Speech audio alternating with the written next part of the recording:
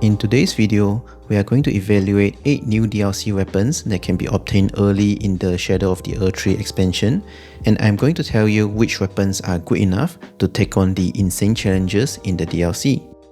In order to provide the most reliable recommendation, I made sure to test each weapon for at least 3 hours, including of killing normal monsters and at least one boss fight in the DLC area.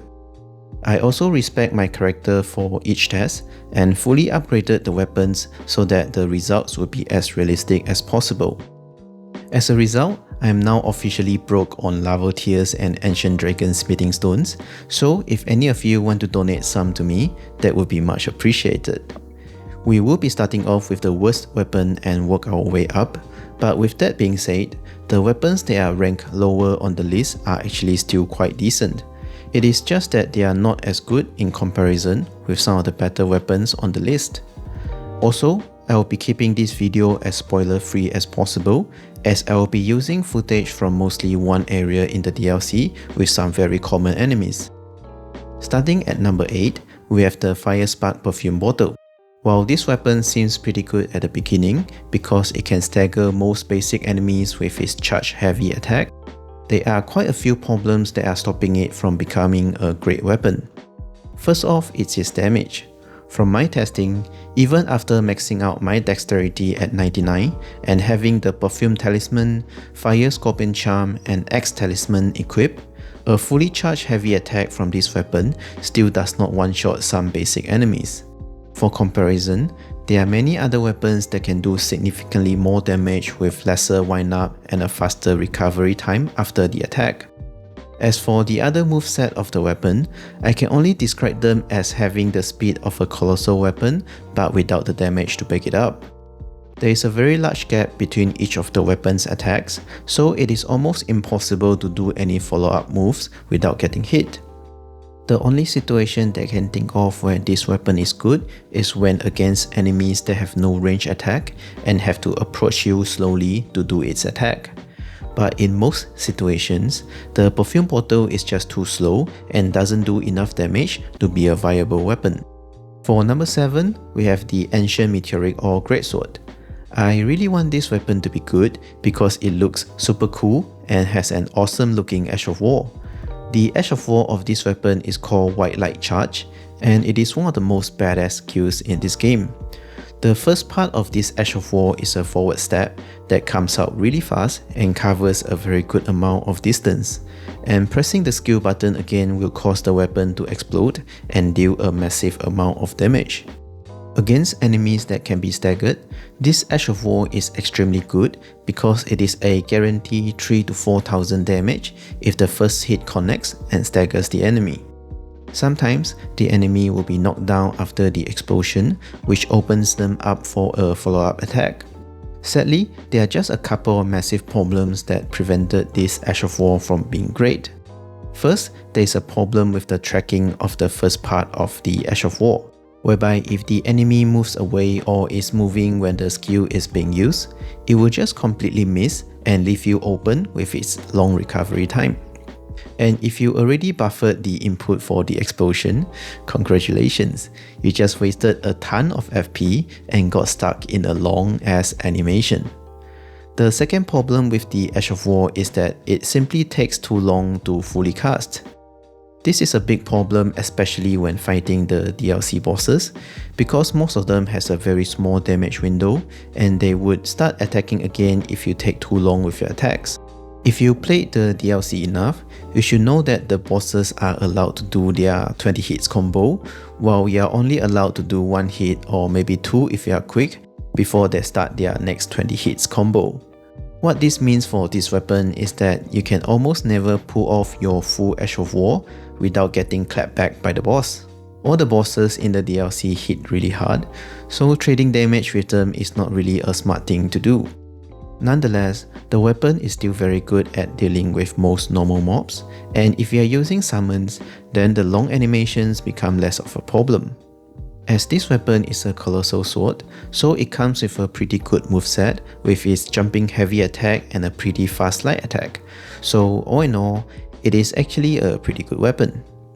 If you are interested in finding this weapon, you can get it from the forge at the end of the Ruined Forge Starfall Past. At number 6, we have the Relana's Twin Blade. This is another weapon that I really want to like because the moveset is really cool. First, let's talk about its Ash of War, the Moon and Fire stance. After pressing the Ash of War button, you will enter into a stance where you can press the light attack button to fire some blade beams, or press the heavy attack button to summon a tornado of flame around you. Both of these attacks looks amazing and deal pretty good damage too, but I do prefer the blade beams because they have a good range, comes out fast, and can be chained for massive damage. The flame tornado simply has too long of an animation, so there aren't really a lot of opportunities to pull it off without getting hit. However, even though the blade beams look really cool, there are a couple of other range attack options on this list that simply outperforms it. The wind-up is just a little bit too long, and the damage is also not on par unless you can get all 5 blade beams to go off. This is another case of, if you are using summons, the weapon then becomes a lot more viable. When the boss is targeting the summon, you can just stay at a safe distance and fire as many blade beams as you want. Other than that, since this weapon is a paired light greatsword, it actually has a really good moveset. The light attack and heavy attack both comes out really fast and can be chained without a lot of delays in between. Another downside of this weapon is that it is extremely stat hungry as it scales off all 4 major stats.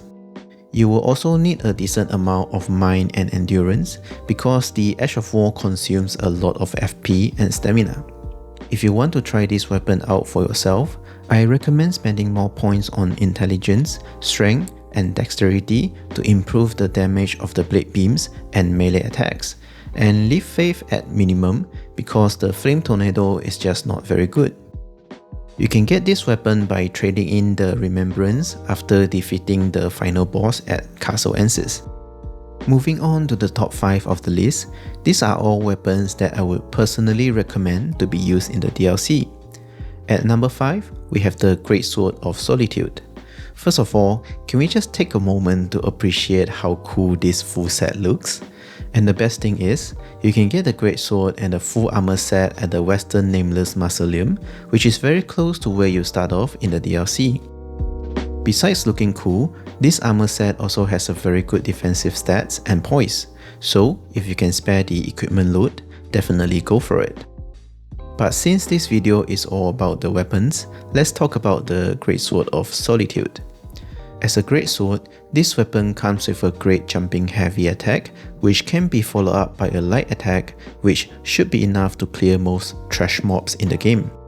But what makes this weapon truly shine is its Ash of War, Solitary Moon Slash. This Ash of War is a downward slash that shoots out a blade beam that does a pretty good amount of damage and travels a good distance. And if you press the strong attack button afterwards, you would then leap forward and do a horizontal slash with pretty good damage as well. If you are able to get both parts of the Ash of War off, the damage is absolutely insane. But most of the time, and especially against bosses, the follow-up slash is just too risky, so you will most likely just stick with the horizontal slash and blade beam. Nonetheless, this is still a very good attack because it comes out fast and is fireable at both close and mid-range. At close range, the downward slash also deals some damage on top of the blade beam, which makes it even better. The FP cost of the skill is also very affordable, which means you can just spam it to get you through most content in the game. I was having a lot of trouble deciding between number 3 and number 4, but ultimately I have to place the Dryleaf Arts at number 4, but it was really close. If we are taking the cool factor into consideration, Dryleaf Arts is definitely number 3, but from a functionality and power level standpoint, it just fell short by a little bit. As a concept, hand-to-hand combat is definitely one of the coolest ideas by From Software. But aside from the cool factor, this weapon just hits really hard and has a very fast and versatile moveset. Against weaker enemies, the jumping and running heavy attacks are both excellent options to stagger them, and you can then follow up with some quick light attacks to finish them off. As for bosses and tougher enemies, we will be using the Dryleaf Whirlwind Ash of War. This Ash of War comes up super fast, deals tons of damage, and staggers most small to medium sized enemies. Because of how fast this Ash of War is and the stagger, you can actually chain stun a lot of tough enemies to death and trivialize the fight. This is also an excellent boss killer because it is quick enough to fit in many of the damage windows. The only downside to this weapon is its lack of range.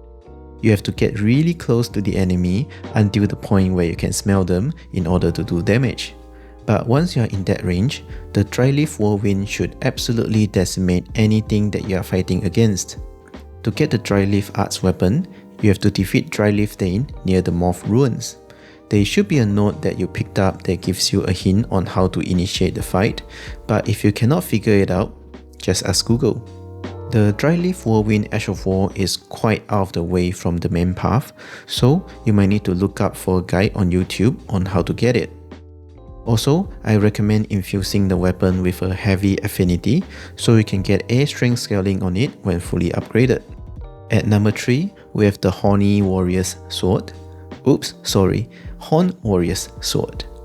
First of all, this is a paired curse sword, which means you have access to one of the best moveset in the game, similar to holding two curved swords, one in each hand, or also known as power stancing. But since this is a paired weapon, that means you can get two swords with the price of one when you are two-handing it. There are a few reasons why this moveset is so great. First of all, the light attack comes out extremely fast and can be chained in quick succession. Then there is the jumping light attack, which is a 4-hit move with just one button input. This makes the move extremely powerful when you have the Millicent's prosthesis and wing sword insignia equipped. The same can be said for the running light attack as well, as it is also a 4-hit move. But the moveset alone does not make this a top 3 weapon. It also has a fantastic Ash of War. The Ash of War of this weapon is Horn Calling. You step your sword on the ground to summon horns around your enemy, dealing damage in a pretty large area. This Ash of War hits really hard and comes out pretty fast too. So with this weapon, you have two excellent options to approach combat, either melee or range. However, this weapon is not perfect. Due to it only having a C scaling on dexterity and D on faith, the melee damage is actually not as great as a pure physical weapon. The Ash of War also has difficulties dealing with moving enemies, so you have to time it right in order for it to hit. Nonetheless, it is still a very strong and versatile weapon to deal with normal enemies and bosses, so I would highly recommend it. You can get this weapon by defeating an enemy holding it at a swamp below Bellered Town Settlement, but the way there is quite complicated, so you might need to follow a guide. At number 2, we have the My Lady Light Greatsword with Wingstance Ash of War. This weapon's moveset is just ridiculous. Both the light attack and heavy attack comes out ridiculously fast, so you can capitalize on even the smallest damage window very safely. The attacks can also be chained together with very little delay in between, so you can take as many swings as you can without long animation lock. The weapon also gets a B scaling in both strength and dexterity when infused with the quality affinity, so the damage potential is actually quite massive. I think the best way to describe this weapon is that it is like using a dagger but with the range and damage of a greatsword. It is fast, fluid, and the damage output is just insane. If this sounds overpowered to you, there's more. The Wingstance heavy attack is probably the second best Ash of War in the game. It is a jump followed by a forward step that comes out relatively fast and has a very decent range and deals an insane amount of damage. You can often initiate this attack from a safe range, making it extremely safe to use with very high damage. On the other hand, the Wingstance light attack is just not as good as the weapon's normal attacks, so I think we can just ignore it.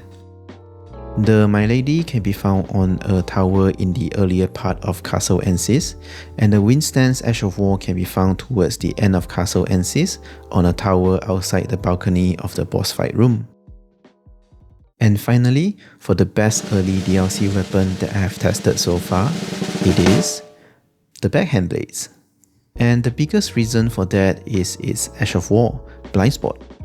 It is by far the best Ash of War in the game, and it is not even close. The Ash of War just provides so much value with one single button press.